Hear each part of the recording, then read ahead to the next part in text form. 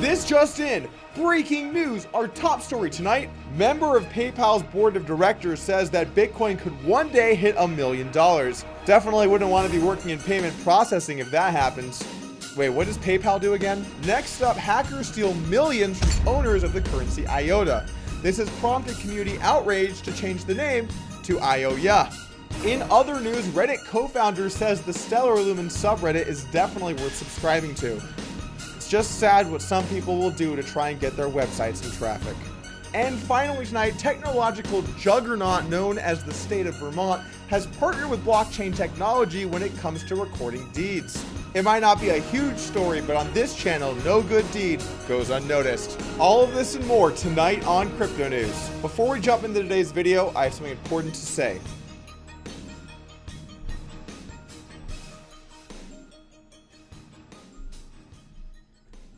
I got a new dog. Where are we going, Luna? To the moon. I also love this clip that Keith Poker24 tweeted at me yesterday from yesterday's vid. Should we make a video on cover dump today? Alright, we're doing a video today, Kate. Psh, that dog's lucky Binks wasn't there in real life. Right, Binks?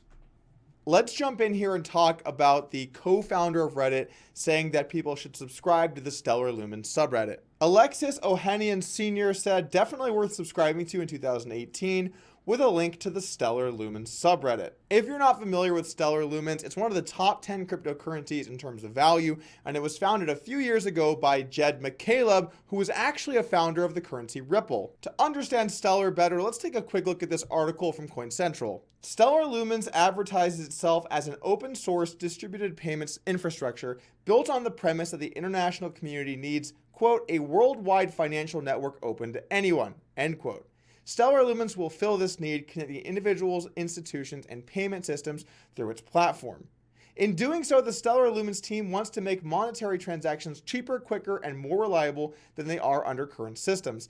In addition, their protocol would connect people from all over the world by allowing for more efficient cross-border payments. If I had to make a comparison for what Stellar is closest to, I would say it's a more decentralized open source version of Ripple, which does make sense because it has the same co-founder. If you want to read more about what Stellar is, you can find a link in the description below. It's not clear why the Reddit co-founder would want us to be checking this out. He might be invested in Stellar, he might really like what's going on, who knows, maybe Reddit would do something with Stellar down the road. But all I can say is that he said it, and let's move on to our next topic. Next up, the cryptocurrency IOTA appears to be facing some more issues. If you're not familiar with IOTA, it came out in mid-2017, and since that has had its fair share of critics and problems. Critics have included Charlie Lee, and we talked about this earlier on the channel, where he said it looked like they rolled their own cryptography here for this, and also Vitalik Buterin, who has had negative things to say too. According to a Reddit post, Vitalik, who is the founder of Ethereum, has said, I have nothing against the IOTA community or DAG algorithms. I strongly disagree with many of IOTA's technical decisions, trinary, custom hash functions, proof of work on transactions, and find some of their behavior deeply egregious to the point where it goes beyond mere negligence. The security flaw as copy protection thing is particularly offensive and makes it difficult to trust the current dev team. Now, I'd like to take a moment to explain that a little bit, but unfortunately I can't because I only speak English. The point is that many reputable people have issues with the currency, and that's going to be something we're talking about today. According to this article from CCN, hackers stole millions using malicious seed generators. The IOTA community has recently been hit with a bit of drama as some individuals have been left with their wallets drained due to malicious websites providing users with a new wallet seed. Just 2 days ago, many users reported having their funds, an estimated $4 million, in their IOTA wallet stolen from an unknown source. The cause? Online seed generators. Online seed generators for IOTA are websites that provide users with a quick solution to generate a new seed for their IOTA wallet. When creating a new IOTA wallet, users are tasked with creating an 81-character seed rather than generation being baked in.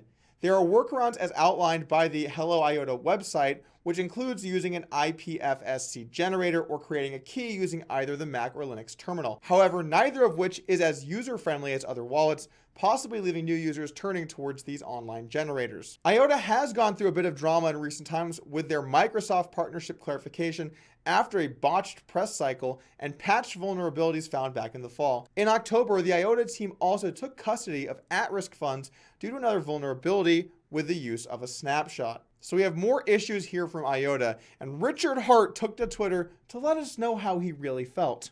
If you have ever wondered what a horrible, terrible cryptocurrency looked like, IOTA, it literally doesn't work at all. You even have to make your own private key with your own software. People all got hacked too using web-generated keys. Network is broken, transactions get double spent and rolled back constantly. You will see your wallet go from confirmed to pending as it breaks in front of you, if you're ever lucky enough to get a confirmed notice at all. That was kind of ambiguous. Is there any way we could maybe know kind of more what side you're on, Richard? Because I just can't tell from that. When you connect the different nodes, you see a different history and balance on your wallet, if you see any balance at all. You have to beg to see your history by clicking reattach for every time you've ever used the wallet before, manually. Sometimes reattach works, usually it doesn't. The best is when you connect to a node and none of the buttons work at all. They just give errors. The idea that this token has any value at all is insane. It's the most broken thing I've ever seen. At least you can short it at a 10% discount. Here's the great thing though. The founder hates speculators, so he really doesn't mind the value of his garbage coin going to zero at all. Works for me. Fake partnership with Microsoft, broken and terribly written crypto. Even Ethereum bros recognize what garbage IOTA is. Thus, if supply and demand matter, you can buy all the IOTA you want on Bitfinex. However, since the network is broken, you can't deposit coins to dump them until you can. This piece of garbage should dump nicely when some deposits actually go through or speculators punish. What's he trying to say? I just can't tell what he's trying to say. I know there are people that are like, Doug, you're just a hater. You don't have an IOTA and you missed out on those gains, bro. And now you're just trying to take it out in IOTA. And no, that's not it at all. I'm just trying to give you guys good advice. There are plenty of great currencies out there that I don't own any of. And this is kind of what it sort of always comes back to. It's like, if you don't have any, you're a hater. If you have it, you're a shill. There's no middle ground, but I'm always going to do my best to try and give you guys good information. If after that you're still interested in checking out IOTA, there's a link in the description below. Our next story isn't a huge one, but I think it's an important one all the same. According to this article from CoinDesk, Vermont city pilots land registry record with blockchain startup. The city of South Burlington, Vermont is trialing a land registration system which uses blockchain as part of a system for recording ownership.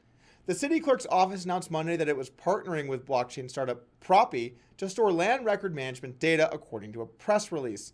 The pilot's aim is to develop a more efficient and secure ledger for real estate transactions, with an additional goal of evaluating how well a blockchain-based platform will reduce the cost of storing land management data when compared to traditional systems. This is just another way that people can use blockchain technology to actually make real-world differences. I know there are a lot of people that don't like cryptocurrency, they don't like what's going on, they're angry about Bitcoin for whatever reason it is, but you also do have to acknowledge the usefulness of the technology in real-world applications. Now, I would say that if you don't like cryptocurrency and think it's all just a big scam, then you should probably do a little more research to understand what's going on. But at the same time, you have to at least acknowledge that this technology can help in many other places. And finally tonight, Wences Caceres has said that one Bitcoin will be worth $1 million. That probably includes some irrelevant numbers for some of you, so let's take a look at it more scientifically. That means that one Bitcoin will be worth 91 Bitcoin. Pretty good. We hear these types of statements made all the time, and it's important for us to think about the big picture. Bitcoin, I believe, will one day get to these prices, but not for some time. It could be years or decades before we see $1 million Bitcoin, but I do think that day is coming. There is simply only so much supply, an increasing amount of demand, and then of course, because of inflation, the US dollar becomes worth less and less. He goes on to give some estimates to Bitcoin's success. Caceres warned, however, that the given nature of the experiment, Bitcoin and blockchain, quote, could also fail, and he gives the chance of failure at around 20%. After this warning, he provided a silver lining saying there's a greater than 50% chance that it will succeed. As a professional gambler, I like those odds. He's also gone ahead to call out ignorance. While it may be fashionable to do so, for someone to draw a distinction between Bitcoin and the underlying protocol, saying that they have an interest in blockchain but not Bitcoin shows, quote, ignorance for how the system works. Wouldn't want to be one of the people saying that. Idiots. If you don't like cryptocurrency and think it's all just a big scam, then you should probably do a little more research to understand what's going on. But at the same time, you have to at least acknowledge that this technology can help in many other places. That's so unfair. I was saying that other people's, I didn't say, let's keep going. Coming from someone like this, I think it shows a lot of weight. You know, he's on the board of directors for PayPal, which is a company very much under threat of what Bitcoin and cryptocurrencies, what they're trying to do, having an impact on their business. If fees become very low for cryptocurrency transactions, then all of a sudden PayPal's model becomes a lot worse, and they have to either lower fees or find new ways of generating revenue. I look back on the last month for Bitcoin, and I know that it's been a tough one. Bitcoin has gone from almost hitting $20,000 all the way down to, for a brief moment, going under 10K. So if you're newer to Bitcoin, this might be scary and you're not sure exactly what's going on. Well, these types of swings have happened in the past, and they will happen in the future. It's a volatile industry, and we're going to see these types of swings. However, I believe in the technology, and I believe in decentralized money, and I think that as time goes on, we will see cryptocurrency continue to rise. There's a term in poker that we use to evaluate how good a situation is. It's called EV, or expected value. And it means when you bet a certain amount, what do you expect to win on average? Well, in this exact spot, I feel like when you bet on Bitcoin, your EV over time is very high. If you buy a Bitcoin right now for $11,000, where will Bitcoin be in 10 years, let's say? I think it's very reasonable Bitcoin could be at 1 or 200K by then, but also some chance it goes down to nothing. Well, when you think about what your EV is, you factor in those times that you lose, your Bitcoin goes down to nothing, and you average it with the times your Bitcoin becomes worth a lot of money, and then you multiply by the frequency. Now, that might sound like mumbo jumbo to some viewers, but the point is, if we think about what the expected value is of Bitcoin over time, I have no doubt in my mind that it has a positive value. The reason I think that it will go up is because there are more and more use cases being developed where people need to rely on cryptocurrencies. Think about countries where they can't trust their government. They have hyperinflation, all of these things going on. Well, cryptocurrency allows them to have a currency that they can believe in, that it will hold its value or maybe even gain. Also, what about the need for privacy with transactions? Many people are going to want those elements, and so the demand for privacy will continue to help these markets grow. Finally, more and more governments and institutions are getting behind Bitcoin, getting behind cryptocurrency, and saying that they want to be a part of it. The more adoption and implementation that Bitcoin gets, the more its value will increase over time. So make sure to think about that when you're deciding whether you want to buy some Bitcoin or not. If you guys like this video today, make sure to hit the subscribe button, and also remember, I'm not a financial advisor. All investments have risk. This channel is for information and entertainment.